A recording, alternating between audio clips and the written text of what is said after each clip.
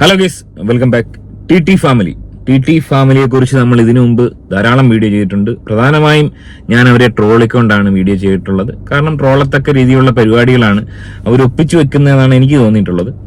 അതുകൊണ്ട് അന്ന് അവരെ ട്രോളി. പക്ഷെ ഈ ഒരു അവസരത്തിൽ, അതായത് ടി ഫാമിലിയുടെ ഷെമിയുടെ പ്രസവത്തെ തുടർന്ന് കുഞ്ഞ് മരിച്ചു എന്നുള്ള ഏറ്റവും ദുഃഖകരമായ ഒരു വാർത്ത ഇന്നലെ നമ്മൾ കേട്ടു.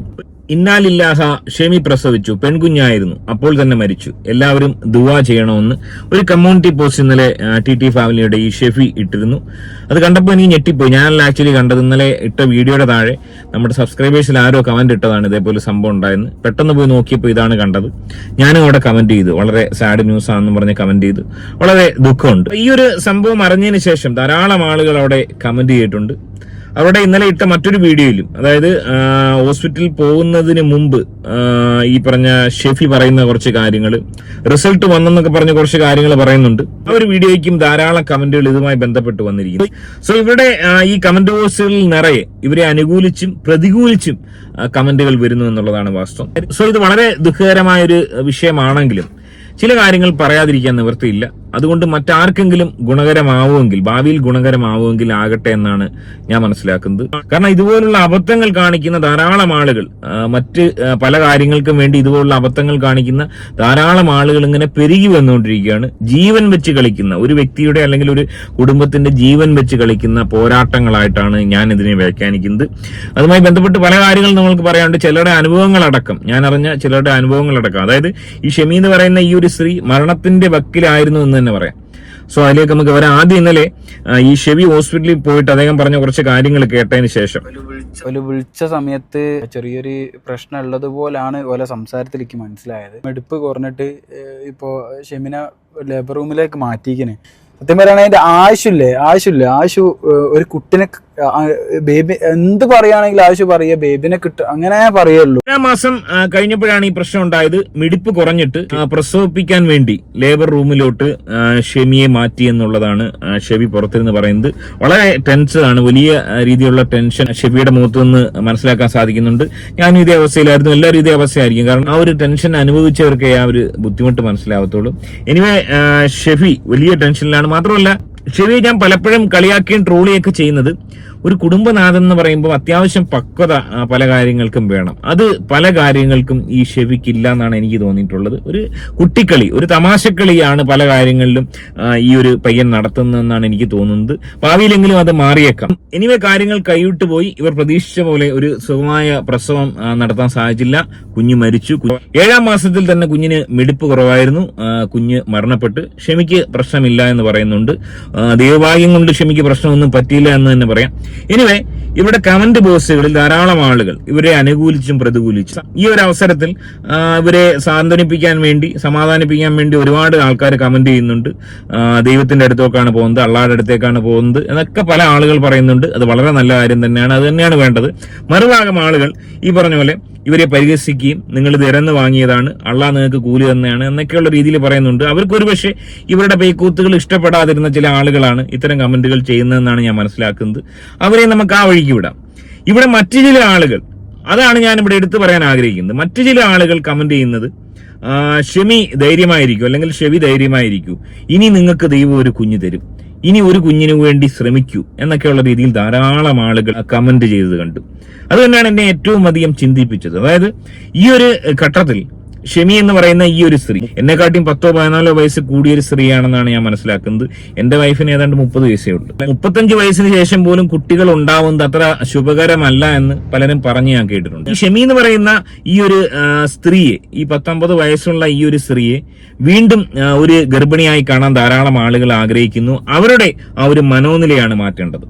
ആ ഒരു കാരണമാണ് ഒരുപക്ഷെ ഇവർ ഈ പറഞ്ഞ പ്രസവം ഒരു കണ്ടന്റാക്കി മാറ്റി, ഈ പറഞ്ഞ മൂത്ര ഇറ്റിക്കൽ തുടങ്ങി അങ്ങോട്ട് ഇങ്ങോട്ട് എല്ലാ കാര്യങ്ങളും ഇവരുടെ ഒരു കുഞ്ഞ് വേണമെന്നുള്ള ആഗ്രഹത്തിലുപരി ഒരു കണ്ടന്റായി തന്നെ ഇവർ കൊണ്ടുപോയി എന്നാണ് ഞാൻ മനസ്സിലാക്കുന്നത്. അതുകൊണ്ടുണ്ടാകുന്ന കോൺസിക്വൻസ് ഇവർ മനസ്സിലാക്കിയില്ല. അത് തന്നെയാണ് നിങ്ങൾ ഓരോരുത്തരും മനസ്സിലാക്കേണ്ടത്. ഈ പറഞ്ഞ 50 വയസ്സുള്ള ഷെമിക്ക് ഈ പറഞ്ഞ മെനോപോസ് ആയിട്ടില്ല, അതുകൊണ്ട് പ്രസവിക്കാം എന്നാണ് ഒരുപക്ഷെ ഷെഫി മറ്റു പല ആളുകളും ധരിച്ചിരിക്കുന്നത്. ഇവർക്ക് കൊടുക്കുന്ന ഉപദേശം, ഒരു സ്ത്രീയുടെ മെൻസസ് തീർന്നില്ല എന്ന് കരുതി അവൾ പ്രസവിക്കാൻ, ഒരു ഗർഭം ധരിച്ച് സുഖപ്രസവം നടത്താൻ യോഗ്യയാണെന്ന് നമുക്ക് അറിയാൻ സാധിക്കും. വിരലിലെണ്ണാവുന്ന ആളുകൾ ഒരുപക്ഷെ 60ാമത്തെ വയസ്സിൽ പ്രസവിച്ച ആൾക്കാരുണ്ടാവും എന്ന് കരുതി 50 വയസ്സുള്ള അല്ലെങ്കിൽ 45 വയസ്സുള്ള ഒരു സ്ത്രീ മെൻസസ് ആയില്ല, വീണ്ടും കുട്ടികൾ ഉണ്ടാവാൻ സാധ്യത ഉണ്ട് എന്ന് കരുതി അവരെ ഗർഭിണിയാക്കി പ്രസവിപ്പിക്കാൻ ശ്രമിക്കുന്നത് ഏറ്റവും വലിയ റിസ്ക് ആണ്. അവരുടെ ജീവിതം, ഉണ്ടാകാൻ പോകുന്ന കുഞ്ഞിന്റെ ജീവനും ഭീഷണിയാണ്. ഇവിടെ എന്തോ ഭാഗ്യം കൊണ്ട് ഈ പറഞ്ഞ ഷെമി രക്ഷപ്പെട്ടു എന്നുള്ളതാണ് വാസ്തവം. സോ എന്റെ അഭിപ്രായത്തിൽ ഇനി ഇത്തരം ഒരു അറ്റംപ്റ്റിന് ദയവായി ശ്രമിക്കാതിരിക്കുക.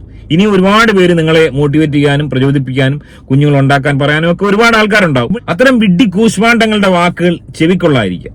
ഇവിടെ മനസ്സിലാക്കേണ്ട ഒരു കാര്യം, ഈ പറഞ്ഞ 50 വയസ്സുള്ള അല്ലെങ്കിൽ 48 വയസ്സുള്ള ഒരു സ്ത്രീക്ക് ഗർഭിണിയാകാൻ നല്ല ആരോഗ്യവതിയാണെന്നും അല്ലെങ്കിൽ ഈ പറഞ്ഞ മെൻസസ് കഴിഞ്ഞില്ല എന്നുള്ളത് മാത്രമല്ല കാരണങ്ങൾ. ഒരു ഗർഭിണിയാവണമെങ്കിൽ ഒരു ഗർഭിണിയുടെ ശരീരത്തിൽ നടക്കുന്ന പ്രവർത്തനങ്ങൾ, പലതരത്തിലുള്ള ഹോർമോണുകൾ, പല ഹോർമോണുകളുടെ പല അവയവങ്ങളുടെ ഒരു പ്രവർത്തനക്ഷമത, ഇതൊക്കെ ആശ്രയിച്ചാണ് ഒരു ആരോഗ്യമുള്ള ഒരു കുഞ്ഞിന്, ഒരു സ്ത്രീക്ക് ജന്മം നൽകാൻ കഴിയുക. അത് ഇത്തരം സ്ത്രീകൾക്ക് എല്ലാവർക്കും ഉണ്ടെന്ന് ഞാൻ പറയുന്നില്ല, എന്നാൽ മെജോറിറ്റി 90% ഒരു 45-50 വയസ്സുള്ള സ്ത്രീകൾ പ്രസവിക്കാൻ ശ്രമിക്കാതിരിക്കുന്നതാണ് ഏറ്റവും നല്ലത്. ഇവിടെ ഇവർക്ക് ഒരു കുഞ്ഞുണ്ട്, ആ കുഞ്ഞിനെ നോക്കി മര്യാദയ്ക്ക് സന്തോഷപൂർവ്വം അവർക്ക് ഈ പറഞ്ഞ യൂട്യൂബും കണ്ടന്റും ഒക്കെ ചെയ്തിട്ട് വളരെ സന്തോഷപൂർവ്വം പോകുമായിരുന്നു. ഒരുപക്ഷെ ഇവർ ശ്രമിച്ചത് ഒരു പ്രസവം കൂടെ ആയിക്കഴിഞ്ഞാൽ യൂട്യൂബിൽ ഇതേപോലെ കണ്ടന്റായി കുറച്ചുകൂടി ഈ പറഞ്ഞ കണക്ക് ജനങ്ങളുടെ അറ്റൻഷൻ നേടിയെടുക്കാൻ സാധിക്കും. അതൊക്കെ തന്നെയായിരിക്കും ഇവരൊരു പക്ഷേ കണക്ക് കൂട്ടിയത്. പക്ഷെ അവിടെ ചിന്തിക്കാൻ മറന്നുപോയൊരു കാര്യം, മറ്റുള്ള ഈ പറഞ്ഞ യൂട്യൂബിൽ പ്രസവ ബ്ലോഗ് ചെയ്യുന്ന ആൾക്കാരുടെ ആ ഒരു രീതിയല്ല ഇവരുടെ. ഈ പറഞ്ഞ ഷെമിക്ക് 27 വയസ്സും അല്ലെങ്കിൽ 30 വയസ്സും ഭാര്യയായ ഷെമിക്ക് ഏതാണ്ട് 50 വയസ്സാണുള്ളത്.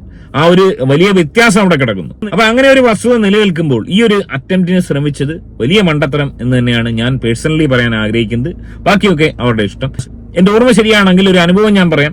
നമ്മുടെ ബിഗ് ബോസിൽ പങ്കെടുത്ത ഡോക്ടർ രജിത് കുമാർ സാറിന്റെ ആദ്യ കല്യാണത്തെ പറ്റിയ ഒരു അനുഭവം അദ്ദേഹം ബിഗ് ബോസിൽ പറയുന്നു എന്നാണ് തോന്നുന്നത്. അദ്ദേഹം കല്യാണം കഴിച്ച ഭാര്യ പിണങ്ങിപ്പോയതിനു ശേഷം മറ്റൊരാളെ വിവാഹം കഴിച്ചു, അവർ ഗർഭിണിയായി പ്രസവിച്ചു, അതിനുശേഷം വീണ്ടും ഗർഭിണിയാവാൻ ശ്രമിച്ചു. അതായത് ഈ രജിത് കുമാർ സാറിന്റെ കൂടെ നിൽക്കുമ്പോൾ തന്നെ ഈ സ്ത്രീക്ക് പ്രസവിക്കാൻ പാടില്ല, എൻഡോസിസ്റ്റോ കാര്യങ്ങളോ ഒക്കെ ഉണ്ട് എന്നുള്ള ഒരു അപകട അവസ്ഥയെക്കുറിച്ച് ഡോക്ടർ പറഞ്ഞിരുന്നു. അത് വകവെക്കാതെ കല്യാണം കഴിച്ച് ഒരു കുഞ്ഞിന് ജന്മം നൽകി. അത് പോരാഞ്ഞിട്ട് കുറച്ചുകൂടി ഞാൻ മിടുക്കിയാണെന്ന് കാണിക്കാൻ വേണ്ടി ആയിരിക്കാം ഒരുപക്ഷെ ഒന്നുകൂടി പ്രസവിക്കാൻ വേണ്ടി ശ്രമിച്ചപ്പോൾ ആ ഒരു പ്രസവത്തിലൂടെ ഈ സ്ത്രീയും കുഞ്ഞും മരിക്കുകയാണ് ഉണ്ടായത്. വലിയ ദുരന്തത്തിലേക്ക് അവരുടെ ജീവിതം പോയി. ആദ്യം ഉണ്ടായിരുന്ന കുഞ്ഞ് ഒറ്റപ്പെടുകയും ചെയ്തു. ഇത്തരം അനുഭവങ്ങൾ ഉണ്ടായ ധാരാളം ആളുകളുണ്ട്. ഈ ഒരു സംഭവം ഉറപ്പുവരുത്താൻ വേണ്ടി ഞാനിത് അറിഞ്ഞപ്പോഴത്തേന് രവി സാറിനെ ഞാൻ പേഴ്സണലി വിളിച്ച് ചോദിക്കുകയും ചെയ്തു. അത് വാസ്തവമായിരുന്നു. അതായത് ഈ പറഞ്ഞ പ്രസവത്തിലൂടെയാണ് അദ്ദേഹത്തിന്റെ ഭാര്യ മരിച്ചത്. സോ ഇത്തരം മണ്ടത്തരങ്ങൾ ഒരുപാട് ആൾക്കാർ കാണിക്കുന്നുണ്ട്. പ്രസവിക്കണമെന്ന് പറഞ്ഞ് പോകുമ്പോഴത്തേന് ഈ ഡോക്ടർമാർ നിരുത്സാഹപ്പെടുത്തതില്ല പലരും. നല്ല ഡോക്ടർമാർ ചെയ്യും, മറ്റുള്ളവർ അവർക്കൊരു ക്ലയന്റിനെ കിട്ടുവാണ്, 1 ലക്ഷം രൂപയുള്ള ഒരു പ്രസവത്തിലൂടെ അവർക്ക് കിട്ടും. അപ്പൊ അതാണ് അവർ ചിന്തിക്കുന്നത്. അപ്പൊ അവരിത് നിരുത്സാഹപ്പെടുത്താൻ നിൽക്കത്തില്ല. അവർ മാക്സിമം മോട്ടിവേറ്റ് ചെയ്ത് പ്രസവിപ്പിക്കാനേ ഈ പല ഡോക്ടർമാർ ശ്രമിക്കത്തുള്ളൂ. എന്നാൽ നല്ല ഡോക്ടർ ആണെങ്കിൽ അതിന്റെ ഒരു കോൺസിക്വൻസ് പറഞ്ഞ് മനസ്സിലാക്കി ഇത് റിസ്ക് ആണെന്ന് പറഞ്ഞ് അവരെ അതിൽ നിന്ന് വഴിതിരിച്ചു വിടും. ഇവിടെ ഏറ്റവും വലിയ അബദ്ധം ഈ പയ്യൻ കാണിച്ചിരിക്കുന്നത്, ഈ പയ്യൻ ഇതിനെക്കുറിച്ചുള്ള വലിയ ധാരണയൊന്നും ഇല്ല എന്നാണ് ഞാൻ മനസ്സിലാക്കുന്നത്. എനിവേ ഇതുപോലെ അബദ്ധം ഇനി ഇവര് ചെയ്യാതിരിക്കട്ടെ എന്നാണ് എനിക്ക് പറയാനുള്ളത്. ഒപ്പം തന്നെ വീണ്ടും ഷെമി ഗർഭിണി ഇനിയും ആവണം, ഒരു കുഞ്ഞിനെ പ്രസവിക്കണം, കളിയാക്കുന്നവർക്ക് കാണിച്ചു കൊടുക്കണം എന്ന് പറയുന്നവര് അവരുടെ ജീവിതം വീണ്ടും ഹോമിക്കാനുള്ള പരിപാടികളാണ് നോക്കുന്നത്. അത്തരം വിഡ്ഢി കൂശ്വാണ്ഡങ്ങളുടെ വാക്കുകൾ മുഖവിലേക്ക് എടുക്കാതിരിക്കുക. ഇത് എന്റെ മാത്രം അഭിപ്രായമാണ്. നിങ്ങളുടെ അഭിപ്രായം, കാണുന്ന പ്രേക്ഷകരുടെ ഇതുമായി ബന്ധപ്പെട്ടുള്ള അഭിപ്രായം എന്താണെന്നുള്ള ആരെയും കമന്റായി രേഖപ്പെടുത്താം. അതുമായിട്ട് ചാനൽ കാണുന്നവർ ഒന്ന് സബ്സ്ക്രൈബ് ചെയ്ത് കാണുക. മറ്റൊരു വീഡിയോ ആയിട്ട് കാണാം. ബൈ.